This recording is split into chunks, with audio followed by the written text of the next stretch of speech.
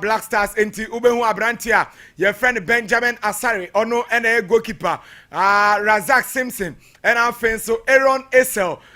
Stefan Ambrosius, Kwame Poku Beye, Jordan Ayu, and a captain, Edema side, no Gideon Mensah, Salis Abdul Samet, and our friend so Abrantia,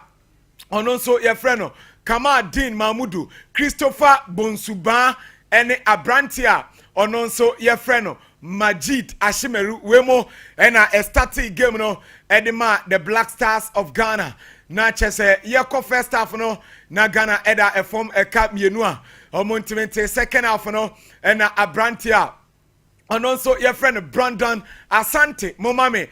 Brandon Asante yes in info answer na yenhwe Abrantia no endra kwanya ononso etimi efa so yes Brandon Asante Abrantie we and etimi benya one goal no and so edema the Black Stars of Ghana we ni derby goal wetimi ahye and so ede ama the Black Stars of Ghana and highlight ni bi and so na o share ewo screen so na mayemo Abrantia your friend Benjamin Asari goalkeeper edema has folk and offense Ghana emfa ho se endra or concede 2 goals no Abrantia no enso adwuma pa edema the Black Stars of Ghana ni saves are oye no eno nso eka ho bi and Ghana enso entimi an concede more goals na endra Abrantia obi eka na asem no Razak Simpson Abrantie si Akaidema Nations FC we nye the first game obo Eriama the Black Stars of Ghana na endra de obeka se a bad day at office it's also first half no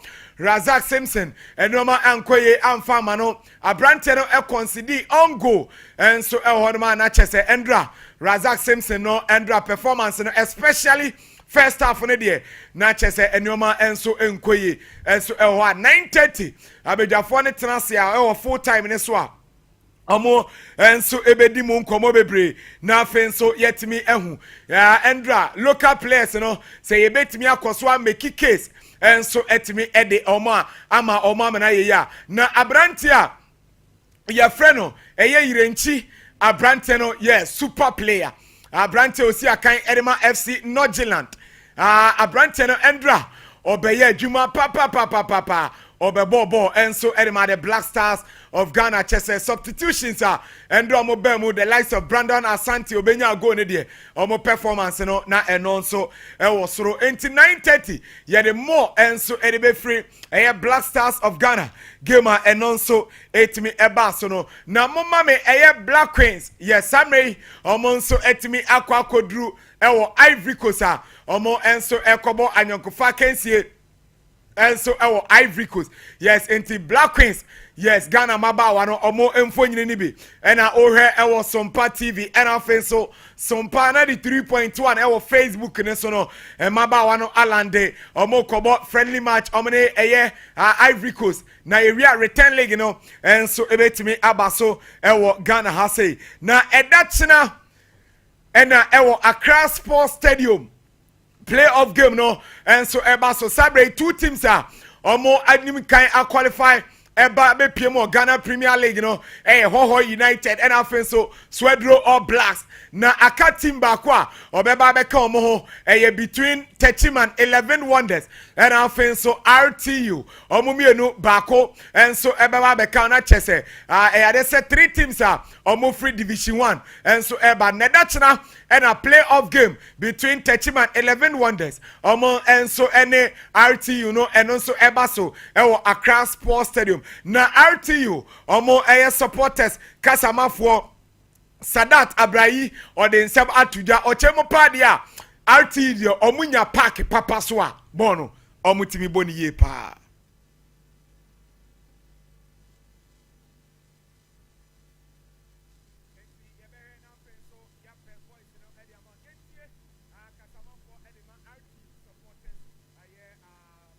yeah and I am fans at Takwati and which is need yes it will have why because someone say Kumasi Baba Yara Stadium Accra Sports Stadium and I am fans at Takwati and standard pitches need RTO say Ali Muhammad Stadium so a standard pitch and we are used to that environment and see Yeah, who say a class sports stadium there. Yeah, home and I a backyard. I have a ball. Yeah, home match.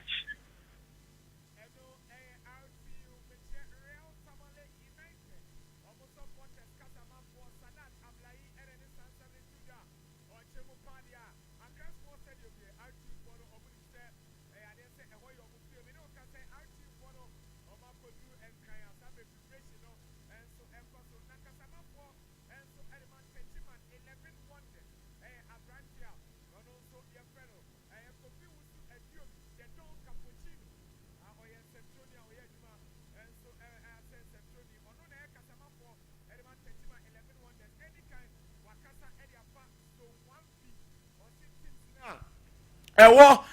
zone 1B no ade say omo enso competition no emodin change zone 1A na zone 1B no eho na Techiman 11 Wonders enso na omo a qualify ekobo playoff nti Kofi Wusu Adiomi the Don Cappuccino Techiman 11 Wonders kasama for on zone 1B. One thing I may add is when I say in terms of the teams, what the zone 1B teams,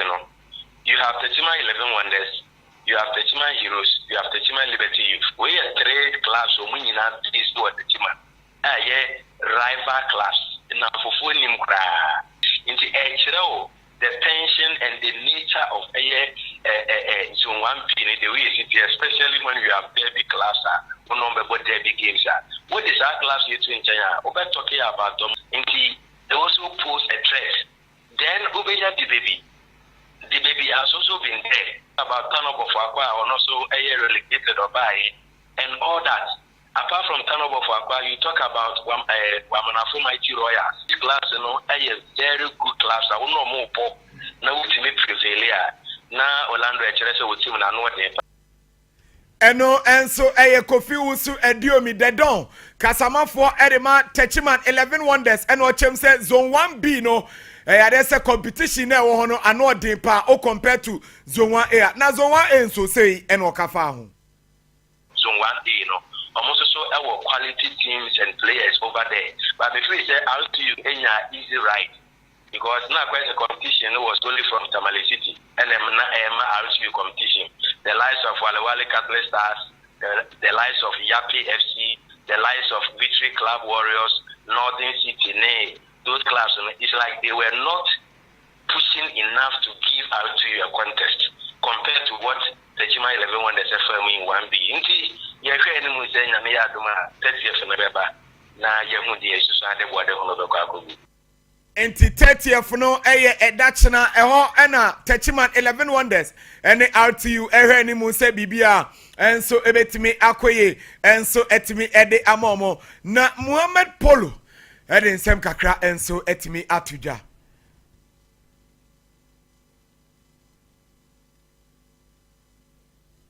Okay, nti yebehwe na MC4 no enso ape Polo voice no edi amaye. Ghana. That AFCON we was to you ha. Na esa yani your friend say Nigeria echo suye. Ni nyina yantumen win. And these are great players who were there. All of them, these great players are in the system. No, but they couldn't work. And we saw what they did at the World Cup. Unfortunately, no, beyond me, your friend said, AFCON record. None of them.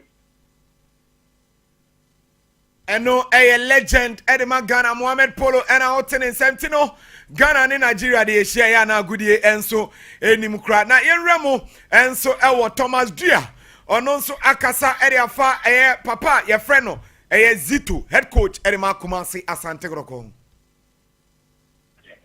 ono bezo ye bibi no kam so coach kotoko no kra because we know aboda we just say bibi a na kuma so timi o ye boa nti say dia we were just so did the jumato hono dia me down to say so did the jumato o yere no no ya o beto akoso ya jumano sana ngu eno Thomas Dua ensema ore atudwa efa coach Karim Zito enso enhono na mama me kotoko friendly no endra ewo adakoja ache Asante Roko enso ebo anyankofa kensia for the first time Kozito enso ebeso adwumanim eye competitive match and answer friendly match no afei na wanya ne first defeat enso ewo Kumasi Asante Kotoko they say highlight no and I also ohwe ewo screen ne so no endra Asante Kotoko enso ehye baako ema Kumansa Inkum omonso efri Cape Coast ebetwa Asante Kotoko ekamienu a Kotoko ete ekani baako ntino apanatia ede match winner no enso ebaye no ena ohwe enso ewo screen ne so ewo hono mo ntino full time ye betena se na ye de efisem ne more enso etimi ede abro na sabrede ye jamo ede ama powers na ode yakọ enkofo close na mom no our prepare college Sir Gilbert samre wabie atuma onso ohwe Sompa TV ene anope ena fenso Emmanuel Edu yes ima baby amonso mo he free bia ye chiachia mu nyina enso ene anope powers yo ya blaster mami ode mami dia okay ye konkro funkro so kwedin komo me pato de tiane se enra games kakra ko so yenyi enum femfrugo titru aye UEFA Conference League game ko so final one Real Betis and Chelsea Bobokuno and no first half no na ye Betis half by second half then and the Chelsea coach Enzo Maresca ayen writer Chelsea biano enso etumi ekodema club no esanse game ni sha sen biano na ko edimo penia ne tande Manuel Pellegrini isco ejem finfin dada no me pato enwetin wo hwe aye Morocco ni akura ni den edi update onu na Chelsea o get the first goal at the club Real Betis just on the 9th minute now first goal no enso etumi atoja na yakọ by second half Chelsea ekeka mun kakra na de tianie dodo na Jesus agidisa akra na ye fensa update and number 10 at the Real Betis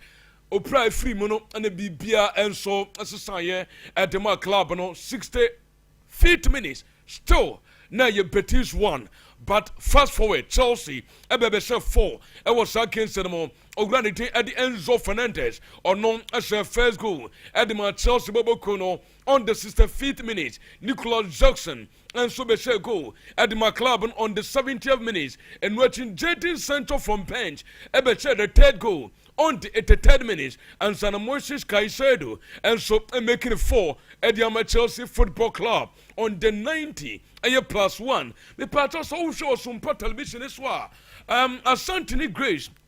Mommy Cole Palmer assist no super assist Shahawa Osi Ojina Bono so 1-on-1 with the defender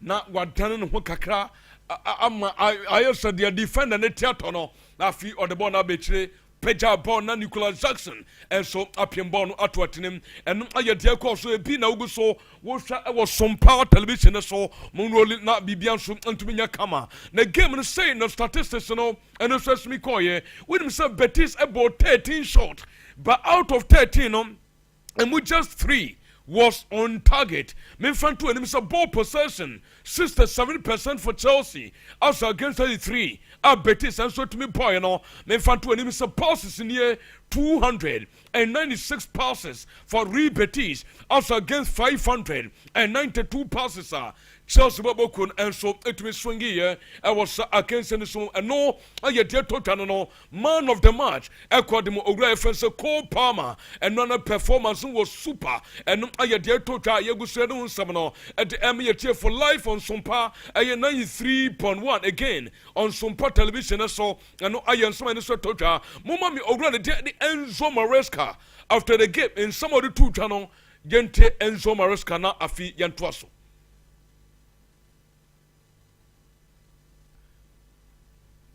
Ye shese ye betie Enzo Maresca na bibian so etima koso openin to no boss chechem di treye e fam how o change player ye friends ye Malo Gosto odini film on said that change you know do agiri say no and ye the trick for club ye friends Chelsea Bobokuno changing eba ya na Rhys James eba mun answer defensive solidity and so etimi koso utum say Chelsea defense no I am more formidable. Malo is one of my favorite players. The problem is The first goal that we conceded was because he missed the pass. But they are young and they don't understand that if you make a mistake and not your coach and somebody to draw and if Malo goes to and so on and you go side in some out on and the pandemic just to my so now we say Cole Palmer just age 23 Waji Premier League, Waji FA Cup, Waji League Cup, Waji UEFA Super League, me patro Super Cup no, UEFA Champions League, UEFA Conference League, ningina Cole Palmer, Aji Eddie Esini Naso, age just 23 and not a dear fracrano and so as a total and a day and the other sons of our 20 pa let me be so at my kama meaning some bit to me amam video no after the game Cole Palmer and Rhys James and some trophy for Belmo and no boys, you are finishing this season with a trophy. How's it feel? No, it's a great feeling. You know, we knew the game was going to be tough, and I think they showed that extremely in the first half. They made it tough for us. They got an early goal, and it kind of unsettled us. But as the game went on, we grew into it, and yeah, thankfully we scored 4 goals in the second half. Cole, come in here because your 2 assists, they were incredible assists as well. How did you start finding that space that you needed out there this afternoon? I don't know, I just feel like I was trying to find a space as the game got going. And, The space that you did find obviously led to the goals, but Rhys, you didn't get to start this game. As captain, how did that make you feel when you found that out? No, of course, it's devastating to know you're not playing in a final or not starting. You know, I want to play every game, but, you know, it was the manager's decision. And once he made the decision, I need to accept it and move on and be ready to come in if I'm needed. Well, how did you turn that devastation? Inti eno aye Chelsea 2 players no nkoma wamoni yenu ban some training ensu eti yano no na oba no epa busa wo musa season no successful wo season ni sen and we share Premier League no baby am finish here again enei wo ma age Europa Conference League no e di esu wo na so until season no send esi kodema wo ba as players ni mienu nyina no wo eswe without question and wo dey two just first half no and wo man koye second half no fai edema wo anu ye dey to 20 day a ye go so ye dey nsam ho 20 pa na bibia so atuma ye kama afi Grace mo me some picture way the only team with all the European trophies the 10 year and it's a Chelsea and no the only team they are also some television so Chelsea agi 2 times UEFA Super Cup the offense UEFA a cup winners cup no and also Chelsea agi 2 times FIFA Club World Cup Chelsea agi back on and watching the UEFA Europa League Chelsea agi 2 times UEFA Champions League Chelsea agi 2 times UEFA Conference League Chelsea asanswati and non agate to twenty Chelsea falling in omaniate so magic Conference League banra but the baby 2 just said Jose Mourinho the special one ZZ Mario on the Dodini said your Chelsea Football Club one supporters in the panel a Champions League a Conference League and non ayo penino so small the 2 and that day you go so I don't something what to me a tier for I go to make a power so with myself for the very first time Ola Ebin Sita Premier League season upon a year now 5 different clubs with 5 different trophies. This is the first time Crystal Palace and Yabian winning Newcastle Bobokono, Tottenham Hotspur Liverpool Obia and so a trophy and so Chelsea and so Aquacofa Conference League and we are for the very first time the SO Premier League no and you don't some out on so depa let me be so etum ayakama and so ha you go so edin some out on depa and aye dia to no afi mama Nicholas Jackson so video no aye ready Jackson after the game on also how Nicholas Jackson is celebrating here tape esini kwa and oko eba and ye bo esini ga ndumini bi nanso de mano eno aye Nicholas Jackson sa video sini na no and you ready this time me patrol 9:30 share ne entumi famra na bibia nso entumi enko na enso ho afi me to aso konsambu from me free bobo kwa de tani Chelsea enko ne nkomo kakra e wo ban bobo kwa na so ye no ogro de tani kan Hans Ruminika ono dia to twade afa UEFA Champions League final ono I hope the final continues. The high quality of the semi-final that was possibly the best I have ever seen at this level in the Champions League. And the Openino and some of the 2 channel so competition for the Champions League was a semi-final against of course Inter Milan and in Barcelona. the level no wo hwe PH nso game amopoye level na no oten ogidi se hawa semi-final games no se koye no ye benya a more improved game I will final no so but according to opinion of semi fendamo say he's tipping aya club your friends Inter Milan so womunji competition no enso entumi friends wo na so na bibia so entumi nya kama eno aya de to twende no ye gusu ye de nsam out de pa na bibia so atuma koso meto so akonsambu from tem na bibia so atuma ye kama afi mumam Antonio Conte Mama the picture was Sompa television so now the attention Napoli president and the thing at the Orero di Laurentiis opinino medicandi to win him sir le president the president a best coach no amomatin komo and no meeting so the second meeting when no Balsto the meeting is nay woman and to me finalize here but a more positive per report I mean second said Antonio Conte because what was so a Juma Diama club and the and so at the Napoli and I am so many sweat to train that I go shredding some out on the pa let me be to my kama me part of grace some more video na Chelsea Football Club supporters one take Ola Sebia yebo wedia no match we on so wo po wedia wo se we de wasa munta de kwama nko mama me sa video no na yentie ne yehwe akra Enzo Fernandez in Moises Caicedo in Nicholas Jackson in but not as our main striker. Reece James In Cole Palmer In Robert Sanchez great shot stopper. We actually talk about him a lot, don't we? He gets a lot of stick, but he saved us a lot of points this season. Christopher Nkunku out because he wants to be out, and I know there's a great player there, and we're going to see him absolutely kill it. Is it Arsenal or Liverpool that have been linked to him? And I know he's going to do well there, but for Chelsea out. Chalobah In. Caliber fans. Madueke In. Look. This is on the new shirt as well. Yeah. Big Noni fan. I think he's amazing. I think his ceiling's really high. Pedro Neto In. Are you guys selling anyone? Madrid. Sorry. Before it happened, I just want... Chelsea supporters and so no they are mudi tucha players are mo person mo free club no mo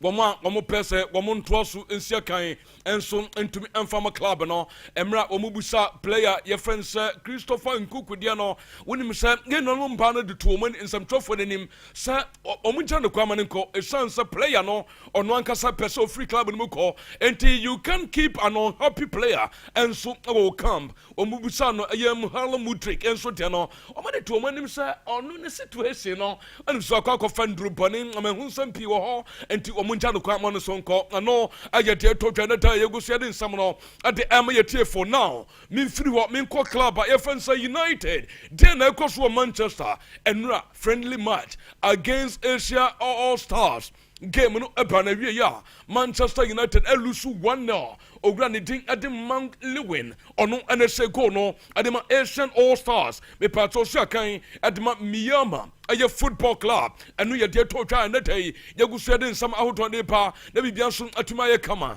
menim sa Ruben Amorim mo woni video na mo ye ntwen kakra according to Ruben Amorim o say enei ne buafu coach no ensam no o say I'm angry because we are not doing things right. Now, according to coach, or did this season, abana wie or some transi, or more to a ye, said the bear season, a bear sasano, or more for the problems, and also disastrous season, and some Fankogrim.